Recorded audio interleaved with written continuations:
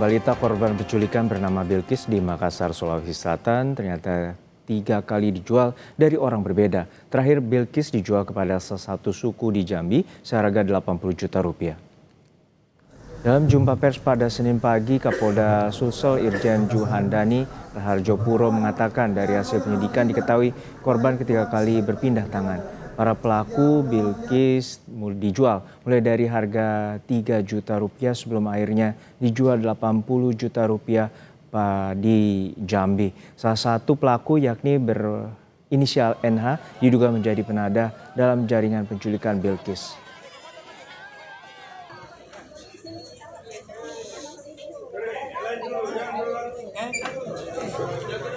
Sepekan hilang diculik, seorang balita berusia 4 tahun akhirnya kembali ke pelukan keluarga dalam kondisi selamat. Korban ditemukan di kawasan Jambi.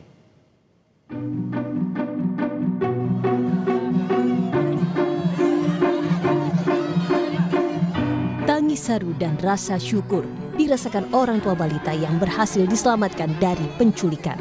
Sang putri akhirnya kembali ke pelukan dalam kondisi selamat setelah sepekan hilang.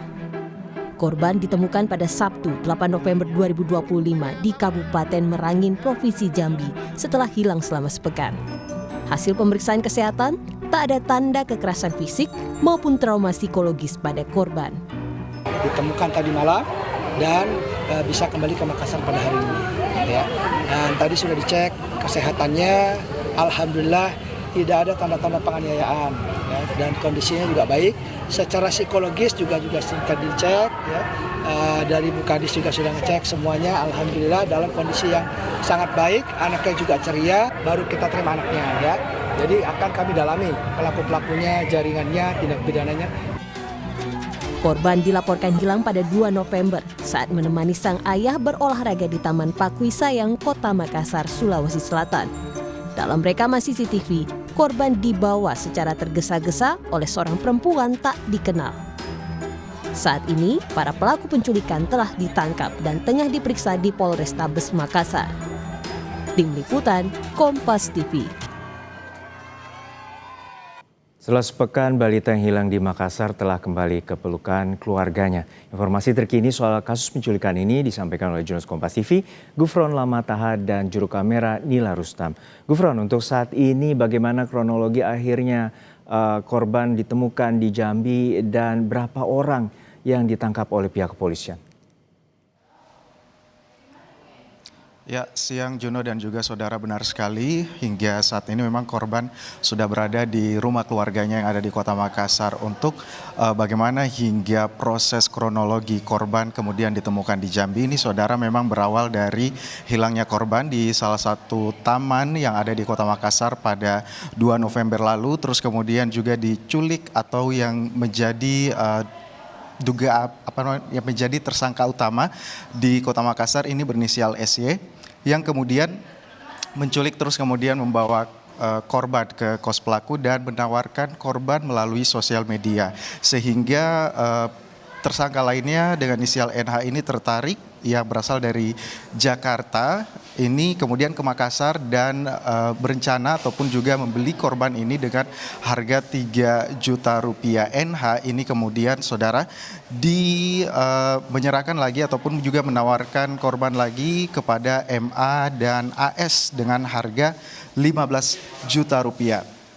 MA dan AS ini kemudian yang membawa korban ke Jambi dan menjual ke suku anak dalam yang ada di Jambi dengan seharga 80 juta rupiah. Memang kalau kita lihat kronologinya ini, pindahnya korban dari Kota Makassar terus kemudian ke Jawa, kemudian ke Jambi, ini memang terindikasinya adanya jaringan penculikan anak di bawah umur lintas daerah, lintas provinsi yang ada di Indonesia seperti itu. Kita juga nanti masih akan sama-sama menunggu bagaimana hasil penyelidikan dari polisi, apakah ini masuk dalam tindak perdagangan orang atau seperti apa jaringannya yang ada di Indonesia. Juno. Tapi saat ini bagaimana polisi melakukan penyelidikan terkait dengan dugaan itu, karena 4 orang tersangka ini juga terindikasi ingin menjual korban, dan seperti apa pendalaman terkait dengan dugaan tindak pidana perdagangan orang ini?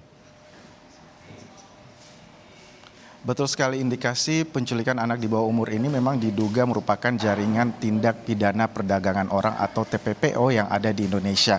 Kalau kita lihat memang ini sudah berjalan cukup baik ya, mulai dari tersangka utama SY yang ada di Kota Makassar ini menggunakan ataupun juga menggunakan jilbab pada saat di taman, terus kemudian melepas jilbabnya ketika membawa korban keluar dari taman, sehingga memang ini sudah bukan pertama kali mereka lakukan. Dari rilis polisi tadi disebutkan bahwa NH yang kemudian mengambil dari korban ini sudah melakukan ataupun juga sudah melakukan ini sebanyak 3 kali, dan juga motifnya adalah untuk berupaya memberikan bantuan kepada pasangan yang tidak mengadopsi anak. Untuk selengkapnya kita akan simak wawancara kami dengan Kapolda Sulawesi Selatan berikut ini.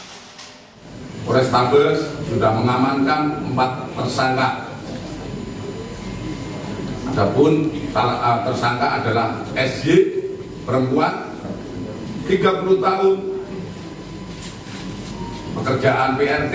Kemudian tersangka kedua NH, perempuan, 29 tahun, pekerjaan pengurus rumah tangga. Kemudian yang ketiga MA, perempuan, 42 tahun, pekerjaan PRT. Kemudian AS, laki-laki, 36 tahun, karyawan honorer, Kecamatan Bangko Maringin, Provinsi Jambi. Kenapa boleh dikatakan ini merupakan dugaan tindakan perdagangan orang atau TPPO yang ada di Indonesia? Karena memang menurut press release dari kepolisian tadi menyebutkan NH ini sudah melakukan tindakannya sebanyak 3 kali. Sementara AS dan MA ini sudah melakukan tindakan penjualan ataupun juga penculikan anak di bawah umur ini, kemudian dijualkan ke orang lain ini sudah sebanyak 9 kali. Nah, titik-titik penculikan yang sudah dilakukan mulai dari 3 kali hingga ke 9 kali inilah yang nantinya akan dilakukan penyelidikan lebih lanjut. Apakah memang titik-titik ini merupakan jaringan antar provinsi yang ada di Indonesia dalam dugaan kasus TPPO seperti itu, ataupun juga penculikan anak di bawah umur, atau seperti apa, ini masih dalam penyelidikan lebih lanjut baik dari Kapolrestabes Kota Makassar, terus kemudian juga tentunya nanti akan dilakukan juga penyelidikan lebih lanjut dibantu dengan Kapolda Sulawesi Selatan. Seperti yang kita ketahui, penangkapan 4 tersangka ini merupakan operasi gabungan dari Kapolrestabes Kota Makassar dibantu dengan Polda Jambi dan juga Satreskrim Polres Kerinci. Tentunya koordinasi antar polisi di Indonesia ini juga bantu mensukseskan menangkapnya 4 tersangka yang tersebar di beberapa daerah yang ada di Indonesia, Juno. Baik, kita cermati bagaimana pengusutan tuntas terkait dengan perdagangan manusia khususnya menyasar terhadap anak balita dan korbannya saat ini berusia 4 tahun. Terima kasih atas laporan Anda, jurnalis Kompas TV, Gufron Lamataha dan Nila Rustam dari Makassar, Sulawesi Selatan.